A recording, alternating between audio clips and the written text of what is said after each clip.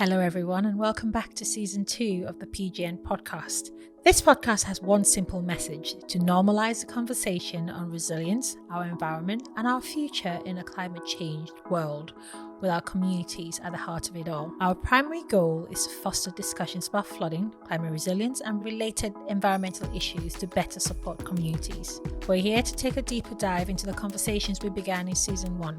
We will be connecting hearts and minds, ambition, passion alongside our community and experts. Together we'll work towards building a more resilient future in our ever-changing world. I am Meshi Taka, the project lead for Project Groundwater Northumbria, which is what PGN stands for, and your host for this season. Let's jump right in. So welcome back to a brand new episode of the PGN Podcast. In season 1, we examined how the kind of integration of blue-green infrastructure into urban areas can enhance our quality of life and bolster flood resilience. Today, we have the return of a very familiar face who needs no introduction to discuss his recent endeavours and how his efforts are advancing the creation of green and blue infrastructure in our cities. Welcome back, Carl. Thank you, Meshi. For our new listeners and viewers out there, who are you and what have you been up to? So I'm Carl Hodgson.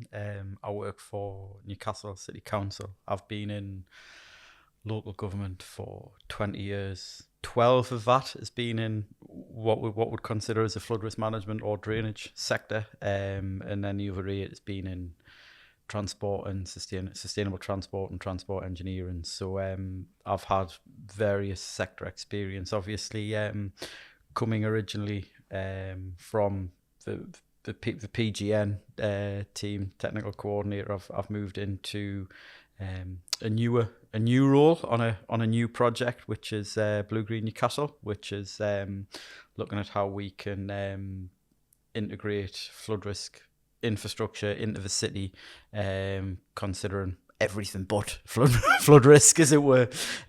So it's quite an exciting project. It's something I'm really proud to be part of. Like PGN, obviously, it's something I feel can change a region for a better, not just in that local focused area, but change the aspiration and behaviours of the region as a whole. We see BGN and PGN as a bit of a family project as well. Definitely, yeah. I was saying to you before, distant cousins, so we're still family. Yeah.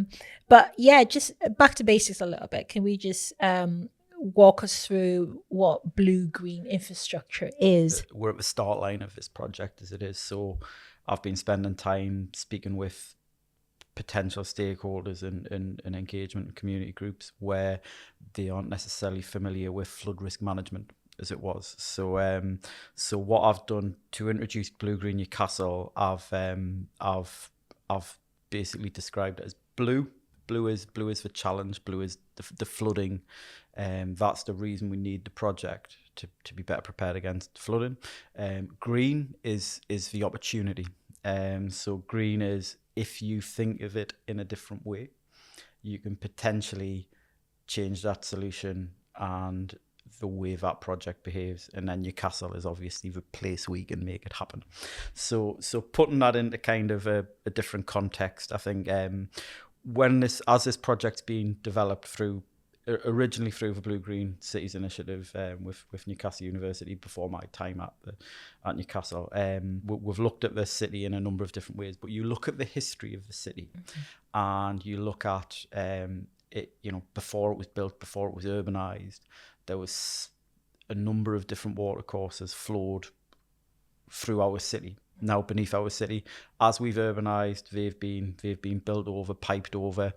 And that networks of natural watercourses being replaced by engineered water management, so public sewers, highway drainage, a lot of that surface water, as Richie Woodhouse explained in the previous series, has to be treated. It's surface water, it's good clean water that goes in and has to be treated. So very energy intensive. Yeah, energy, carbon intensive, and then we think, right, well, in a very significant event, if you look at the flooding pictures from Thunder Thursday, you can see that surface water flow route mimics those historic streams. Waterways, yes. Yeah, so that's the blue. It's understanding where that water's going to go and understanding that historic natural water network, Pathways. blue network with pathways, and then what's been engineered in the past, understanding how all that works.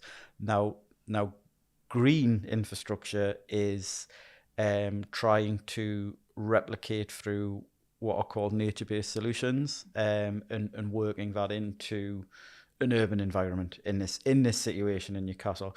Now Newcastle's quite unique in the fact, uphill of the city centre we've got the town moor. Yes. So that is obviously agricultural land. It's grazing, agricultural grazing land. It's protected land, and that is something that is a massive opportunity for blue-green infrastructure. But it's also looking at things like green roofs, green walls, and when we're saying green roofs, it doesn't necessarily have to be ecology related. It could be what we could call sky gardens, for example, where it's functional social spaces, give amenity value. Could even be something like, as tried in Rotterdam and demonstrated as a success. They call it dak akker, which is roof farm. So things like urban agriculture, grey water as well. So using that water that falls on the roof of properties to flush water, to flush toilets, etc. Yeah. So the roofs are a good opportunity, but then it's looking at things like roads and how we can integrate green infrastructure, planting, swales, even tree pits. Look at how they can be implemented through the city too. But just to summarize, would you then say that, listening to the kind of the descriptions you've made, would you say that the blue infrastructure is kind of the water related element? So your rivers, your lakes, your wetlands and ponds, and then your green infrastructure. Yeah. So blue-green infrastructure, what we've got to make sure is it can have a capacity to either hold or absorb, hold or absorb that water. So, when that water falls now, as I said, it'll either go into the River Tyne or it will go to Howden to be treated. What if, and this is in significant rainfall events, we have flooding incidents. What if there is benefit from what we put in every time it rains? So when looking at Blue Green Newcastle, there's 6 key elements we've identified as part of that. So one's flood management, carbon sequestration as well. So making sure that water's absorbed by trees and planting, creating amenity, looking at potential green energy opportunities as well. So how solar on roofs, for example, working with green infrastructure could work. Ecology and biodiversity, and then shade and cooling, because shade and cooling is really important as well, because in the past, when we've looked at things like this and how to reduce the risk of flooding, it's always been seen as a flood management project or a flood mitigation project. But you can potentially reword or rebrand that as a climate adaptation project. And when you do that, you're looking at many more wider benefits, but also as well, you take it out of that silo of hydrology. And one of the things that Blue Green Newcastle, particularly through early workshops we've done, is almost remove flood management from this to get the views of people like transport planners, highway engineers, ecologists, our net zero team, just to see what their aspirations are for the city and how we can potentially work flood management into that. Link it all up. Yes, exactly. Blue Green Newcastle. Yes. And I've known you for a while, Carl, and Yeah. I think this is something that you've been championing for a while. I remember last season you talked about what Sheffield has been doing as well. Yeah. And it's good to see that other cities are stepping up to the challenge. Just for context, can you just talk us through the Sheffield project? 'Cause, I think you made our bloopers last year as well. Yeah, Sheffield is the one, that it's been applied. It's there. It's physical. It's in the ground, and it's in a city with very similar social environmental challenges that Newcastle has, which I think is absolutely great. And what's happened there is I went to university in Sheffield back in the early 2000s, and where Greater Green is now, it was a ring road. It was the northern area of the city, and you wouldn't really go north of that ring road for any purpose. It was industry, it was warehouses. And what's happened is the Sheffield have realigned their Ring Road VA61 further north, which has allowed that space that was used by the Ring Road to be taken up by Blue Green infrastructure. So that green infrastructure, that Blue Green infrastructure there, it has swales, it has rain gardens, stormwater planters, which absorb that water that falling on the ground, but also attenuates it before it goes back into the River Don at that point. But also it's integrated with active travel corridors as well. So there's great pedestrian and walking routes, but also pocket parks as well. So social areas you can sit at. And returning there last year and walking through Greater Green after it's been completed, you see people sitting there having their lunch where 20 years ago no one would go, and it's connected that central area of the city with the northern belt where the River Don is really well, and it's really inspiring. And it's not just Sheffield that things like that have been done as well.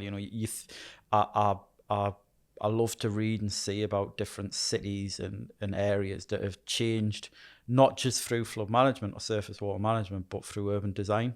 So one example of how a city's being connected is Boston in America, where you've got basically you had downtown Boston and you had Boston Harbor to the east, and between it was the Interstate 95, so about 8 or 10 lanes of highway traffic, and they built something called the Rose Kennedy Greenway.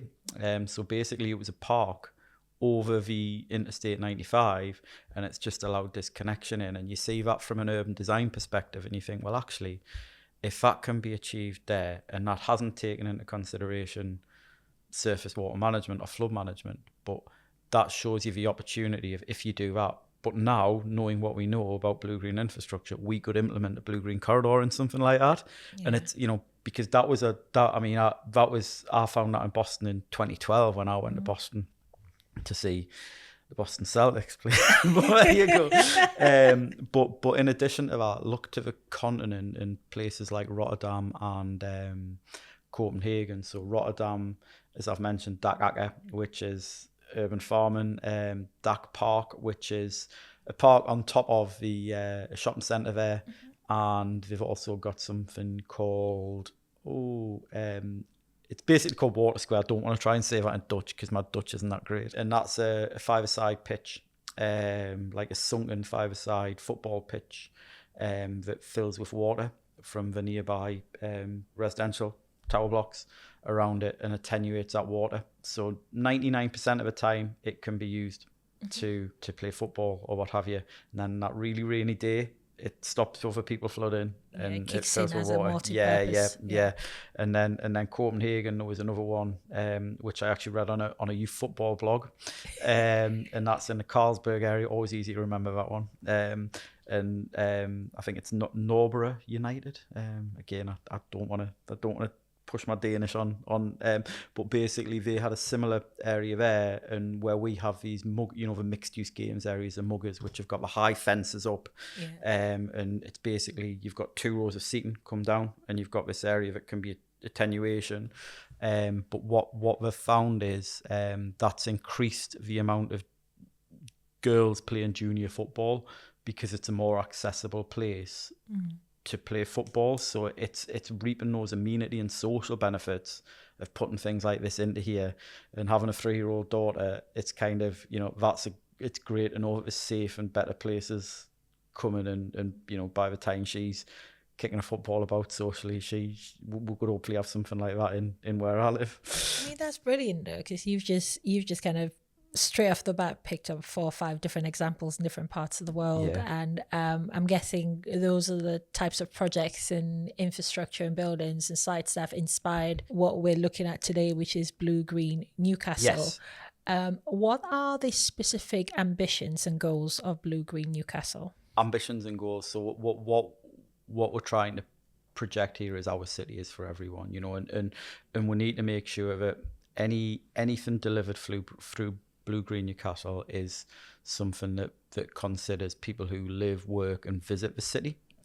So it's, we've done initial workshops with other internal departments, but also external stakeholders as well. And what we've found from those initial discussions is there is a lot of ambition and a lot of drive to make positive change, but there's a lot of, and I think this is shown in PGN itself as well. There's a lot of pride in industrial heritage and heritage of the city and things like that. It's part of the identity. Yeah, yes. yeah, it's part of the identity. And how can we use blue green infrastructure to link places like the Discovery Museum better with the with the Central Station? How do we integrate things like active travel corridors? What about things like, low carbon heat networks? Is there potential in the future where they're coming in to integrate that with blue green infrastructure? Because the city, as I said, the city is for everyone. Take Grey Street, for example. Yes. There's a few rain gardens going in on there right now, and I advise anyone to go down and have a look at them. And when that came in the daytime, right? Yeah, in the daytime, yeah. Not just the cocktails. No. It's that's exactly what that's what we're discussing here. Yeah, that's exactly the point there. I think we can't be selfish here because we're trying to reduce. My job is to reduce the impact of flooding to the city, never prevent it, but reduce the risk and impact of it and manage. Yeah, and manage it, and then. We've got a number of rain gardens in. It's not overkill, but what you've got to do for Grey Street alone, you've got to consider public transport movements, active travel movements, so pedestrian movements, cycling movements, the local businesses, not just people getting to and from them, but deliveries, loading, the utilities under the ground that no one sees. Then you've got the desire to, particularly in this post-COVID world, to have things like pavement cafes, etc. So you think of how many different people, and that's just the daytime, as you said. There's a massive nightlife culture on that street as well. Yes, we've got to consider that whatever we put in is safe and appropriate, but also doesn't impact how other people accessible. Yeah. How other people use the environment how they would like to. But as well, I think what's really important here is people understand why they're going in and those wider benefits. So it's not just there to manage water, because these rain gardens are going to be planted up. There's carbon sequestration. It's green in the city. It's creating better air. It's kind of, would really like businesses, like smaller businesses, to feel part of this and make sure that they know why it's going in and have pride and advocacy of these as well when people understand the wider benefits. Yeah, and I think particularly with Grey Street, at the very top where you have the monument, you already have the seating areas and you have the rain gardens and the beds up there, and it's kind of working its way down Grey Street to the junction. Yeah. And so personally, having been somebody who loves that area in the summer, and you can just kind of sit there and enjoy the fact that there's this lovely, beautiful space to relax in. There tends to be activities and entertainment, but it has a kind of an underlying functional element to it as well. Yeah. So going back to your point about multifunctional benefits, being inclusive when we design for environment as opposed to designing for just one thing. Yes, exactly. I think as well, the way things are funded, we've got to make sure we are spending our pound on twice, in essence. If we can get something that manages surface water but also gives a social space for play or creates biodiversity, and again, it's a brilliant opportunity, doing more than just one thing. You made a point earlier about linking up different sectors, and I like the example about working with different teams at the council to do that. When we talk about climate adaptation, there's still conversation out there in silos. So we almost talk about green energy as if it's separate to flood resilience. And based on your experience, what type of advice would you give to enable that more wider sector crossover? I think initially for me, because I've came from a transport engineering background, when I've been working in flood risk, I've seen a lot of synergies and commonalities between what are delivered in sustainable transport, say with Sustrans, for example, and then with Environment Agency-led schemes, and you just think the similar areas, problems and solutions for different sectors need to be done in that same road space. And it started from an initial conversation I had with Lawrence, one of our transport planners, and Alison, one of our landscape architects. And we just said, look, let's just go out to one particular part of Newcastle, and we'll walk around and we'll talk about what you would like, what I would like, you know, what the three of us would like. And it was terrible weather. I can remember walking around it, and but what we actually found was a lot of the solutions. So, for example, where there's parking problems and you need parking nibs, if you made that planted, that satisfied your landscape architect. The nib satisfied your transport planner, but then it also had blue green capabilities as well. And I think just sitting down, engaging, and understanding the needs of your internal stakeholders really helps, and that's just done through time and nurturing relationships with your colleagues, building those bonds in the first place. Yeah, absolutely. We were at the Innovation Festival earlier this year, and we obviously were exhibiting, but I got to walk over to a stand presented by a school, and there was I don't know if you saw, a little prototype building. Right. And it was their affordable, sustainable home. But what I found interesting about this particular model was the girls had designed a home where they captured the runoff, particularly rainwater, but also grey water. Yeah. And that powered a generator, which then provided Yeah. power for the house. Yeah. So essentially they were using a water resource, what could be a flood problem, to then create renewable energy or create green energy. Yeah. And I just thought, well, these are schoolgirls. They hadn't subscribed to, oh, this is flooding, oh, this is this. They were just thinking about, we want to create something that's affordable and accessible. And in doing that, they had, without even realizing what they'd done, created what we were discussing a lot last year, kind of a reusing water and storing water, which slows the flow for flood management benefits. But also it was generating affordable energy. Yeah. Which then ticked the... that's it. It's getting two ticks, isn't it? You're getting two uses from it.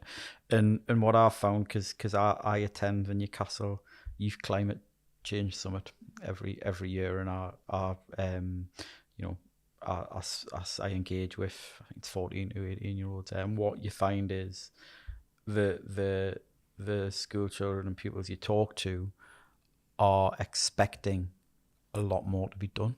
They're a lot more climate aware, and it's almost, we are a transition generation where we've got to make sure what we're handing out over is sustainable. It's we're at that tipping point now, and I think that's broadly explained. But the fact that the children are leading and coming up with ideas like this, and I've had similar ideas, and a lot of those have been on engagement and who to talk to and things like that. But in addition to the youth, what I would say is, I went to Paris last year for an event called I4C, which is Impetus for Change, but I4C is in seeing the future. Very clever, play on acronym.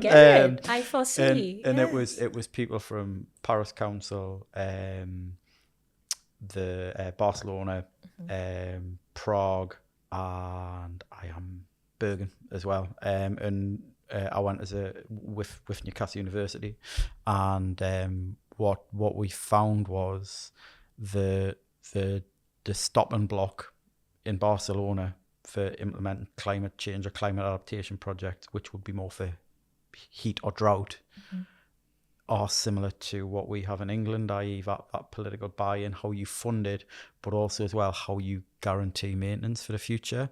And you just think the way kids are going, the way our future generation are pushing this, we should hopefully see that want to change and that want to invest in it. And it's just how we give this physical value, how we make it, climate change and climate adaptation and the science behind why we need to make that change, How do we make that physical and real? How do we make the intangible tangible? Going back to the example, and you have kind of described this earlier on with referring to the different kind of silo groups that you almost have to bring together to achieve this vision for BGN, and in doing that, building the bonds that then, I guess, enable the collaboration. The generation coming in are passionate about the bigger goal. They're less concerned about whether it's a particular stream. It's just, this is what we need.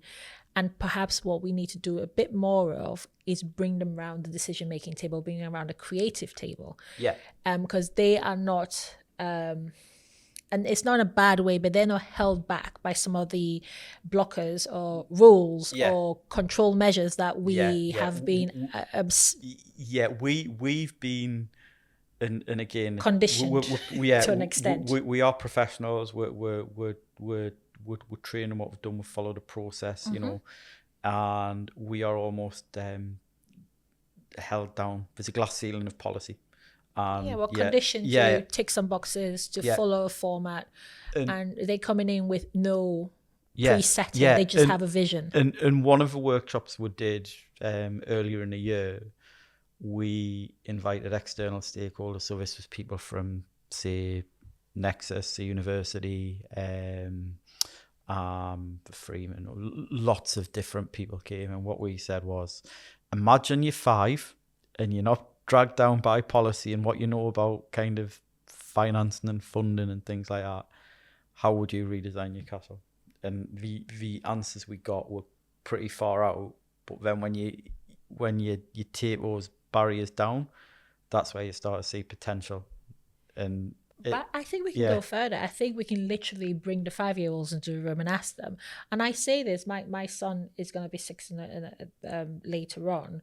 He is really, really obsessed about the environment, particularly plastic. And what we started doing when we go for a walk, and he's like, "Mommy, get a bag, put some gloves on." Yeah. And it's just a walk with a dog, but we litter pick along the way. Yeah. And it's just his thing, and he gets really upset about littering and plastic. And we went once to the Discovery Museum, and we'd gone really early one day, and it's just that parking was just littered. Yeah. And he literally just stopped, and he was horrified.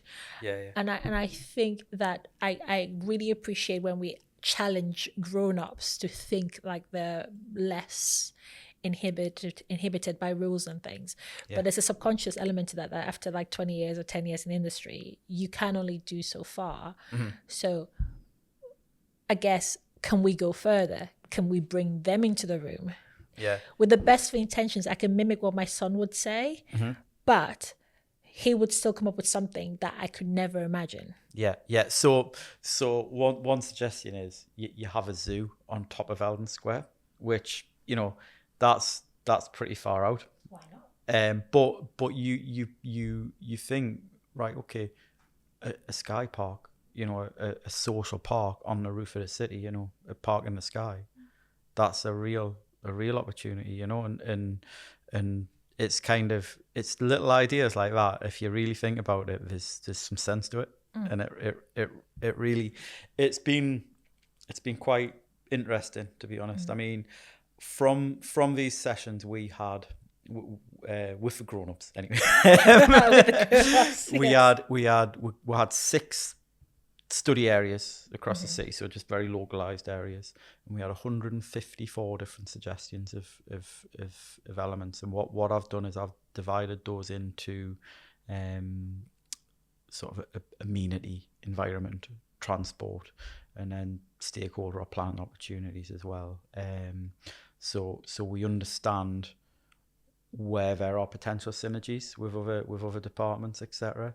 But what we've found is a lot of them are on roofs of buildings, and then a lot more are on the public highways. So we've got to understand how landowners, building owners, property owners could repurpose their roofs, what their willingness to be. So that's the start of, you know, we're at the start of that journey now. I can't tell you how that's going to go yet.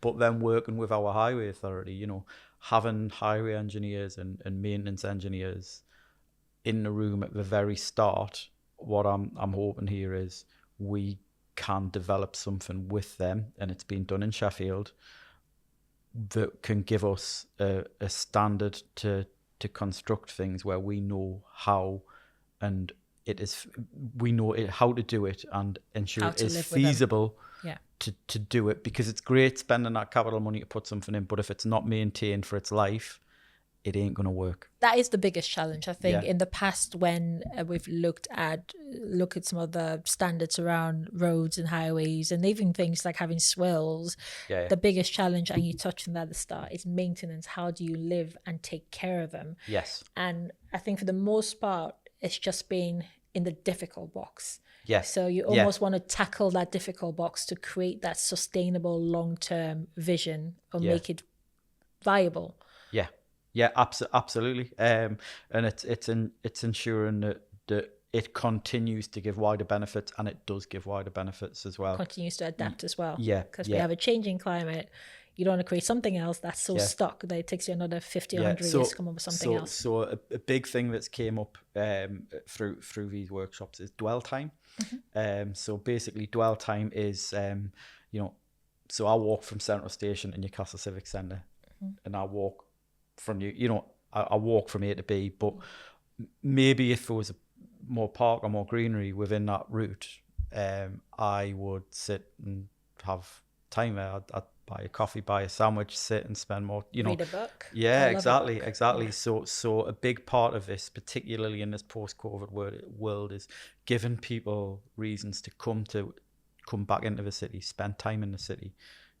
Create an experience, not just... Is there an aspiration to bring more people in to live in the city as well? That's something else that's been talked about in workshops by stakeholders and partners, where, there is an aspiration to, make it a place where people always feel safe. Safety and security, that's another element that Blue Green infrastructure could help, deliver, make these environments feel safe on an evening. And these are all things that, from a flood risk engineering point of view, from a hydrology perspective, you would never even think of. But it's not one or the other, though. That's the point. No. It can be all inclusive. Yeah. So who are your partners then? Internally, no one's off the table. We've got transport planners, highway engineers, ecologists, landscape architects, economic development, net zero.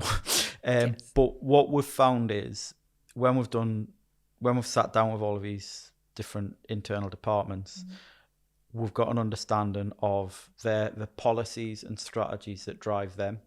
We've absorbed that, and we're in the process of writing a strategic vision which will outline how Blue Green Newcastle will come forward at the minute. So that should hopefully be completed by next year. But you also understand that the policy and the wider ambition fits in absolutely with Blue Green Newcastle and the aspirations. So those active travel corridors that our transport planners want to deliver, some of them are directly up and down surface water flow routes, and the elements of net zero, our net zero strategy. We need to, when you look at that, we need to collaborate and deliver these together. This is a good facilitator of some of those ambitions. But in addition to that, Newcastle City Council are the risk management authority, the lead local flood authority responsible for surface water flooding, but also Northumbrian Water, sewer flooding, and the Environment Agency with a strategic overview of flooding in the River Tyne as well. So we are the three main stakeholders. So Blue Green Newcastle is a partnership between those three organisations, but as well, there are wider partners outside of the strategic or the risk management authorities, as it were. So the Freemen of Newcastle, obviously their influence on the town were, and their kind of land stewardship authorities they have, that's a great organisation to have on board. Urban Green as well, in who manage the parks in Newcastle as well. Parklands are really important because Blue Green infrastructure is not creating necessarily green infrastructure from nothing, but it's improving the existing green spaces and open spaces that's there. It's making sure the existing spaces go further and Yes, benefits the brain. exactly, Yes. exactly. And Newcastle University are a stakeholder as well, where we, we're speaking a lot more with them, and then Net Zero Northeast England too. Yes. So Jess obviously was on a podcast last year. Yes. And she, myself and her have done a lot of work on looking at things like carbon insetting or local carbon offsetting. Exactly. And again, I think that's another thing that I would say is watch this space, because to fund something like Blue Green Newcastle, we can't fund it specifically through those traditional.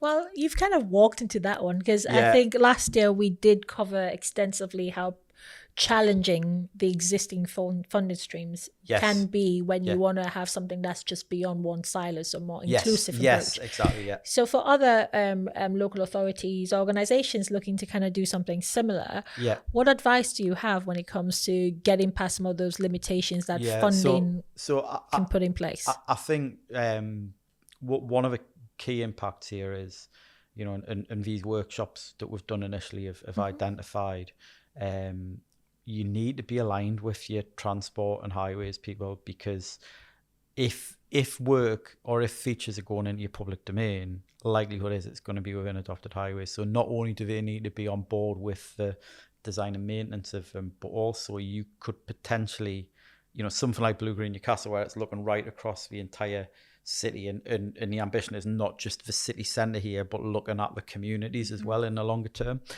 How can we integrate blue green infrastructure into traffic calming schemes? It's not just how we can integrate an active travel corridor into Blue Green Newcastle. It's a two-way street. Yes. So what we're looking at now is, a SUDS audit on a highway scheme or a design scheme like that, which I think is really exciting, because I don't know anyone else that's doing that, and I'm it's good thing. It's a good thing coming forward, and things like Pilgrim Street and Pilgrim Quarter, we're getting some SUDS in along there that wouldn't necessarily have happened if we didn't do that. And it's happening alongside developments and growth. Yes, you talked about urbanization and exactly. So again, economic development and planners, that's a key element, and it's not just the planning as in planning applications. It's that long-term the spatial planning, etc., and understanding and identifying areas that can be used for blue green infrastructure.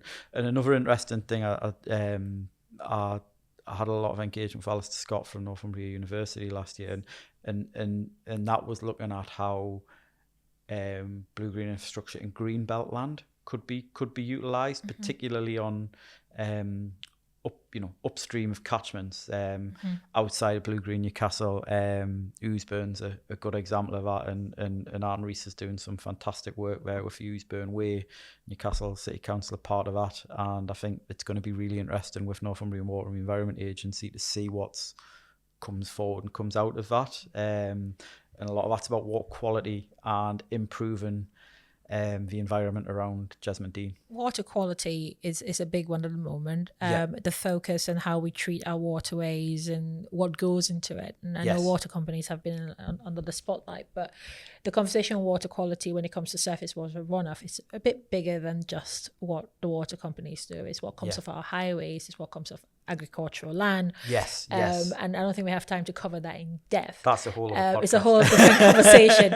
But also when we talk about urbanization, there is the kind of existing issue, which is a stretched underground infrastructure. So linking up blue-green infrastructure and creating that kind of flexibility using nature-based solutions to take that additional demand. And it's key, isn't it? Yeah, and again, I think that's where you come back to that. Blue-green infrastructure doesn't just benefit the extreme event. Yes. It's every time it rains. It's that resilience embedded into and everything. For anyone that hasn't been already, the National Green Infrastructure Centre at the Helix at Newcastle University is a great place to walk around. And there's some examples there of where sustainable drainage is being used. rain gardens. There's a swale there. There's a rain small gardens wetland. and steps all linked Yeah, and it just shows the art of the possible in real life there, and that's kind of what we want to apply across the city as a whole. So before we close, I've got one more question for you, Carl. Right. What's next? What's next? Yes. So hopefully, I think the initial stage for Blue Green Newcastle is the pilot area, which is Exhibition Park in the town. So working with the Freeman of Newcastle upon Tyne and Urban Green to look at how that surface water behaves coming off the town towards the Exhibition Park lake, reduce the impact of the water into Exhibition Park lake, and how that basically exceeds the lake itself and then goes over towards Brandland Village and then down Central Motorway towards the city. So that's a pilot project, and then from there we're obviously going to be looking at other areas, which will be the Pandon-Burn catchment, which is from the BBC area of where the BBC building is at Grandstand Road, through the university campus and RVI campus, etc. And then another catchment is the Skinnerburn as well, which is what would be St James's Boulevard. Oh, is that Lamburn? That's Lamburn. And then we've got Lortburn and Eric-Burn, which is the Grey Street and Dean Street area. Yes. So what we're doing for this project itself is we are taking each historic catchment and trying to do a plan for each catchment. So if anyone's got any interest of being part of this project, please get in touch. I think it's a really exciting opportunity for the city to kind of take these environmental challenges together. Yeah, we're very excited for BGN as well. So we'll be keeping in touch, Carl. Thank you so much for joining us. Brilliant. It's nice to be back. And we will be adding links alongside this episode when it does go out, so people can link up with BGN and read up on the project as well if they're interested. Thank you for tuning in. Thank you. Project Groundwater Northumbria is a research and innovation project funded by DEFRA as part of the £200 million Flood and Coastal Innovation Programmes, which is managed by the Environment Agency. The programmes will drive innovation in flood and coastal resilience and adaptation to a changing climate. This project is led by Gateshead Council with regional and national partners. With this funding, we are working on practical, innovative actions and knowledge sharing with our communities at the heart. For more information about PGN, please visit www.pgn.org.uk.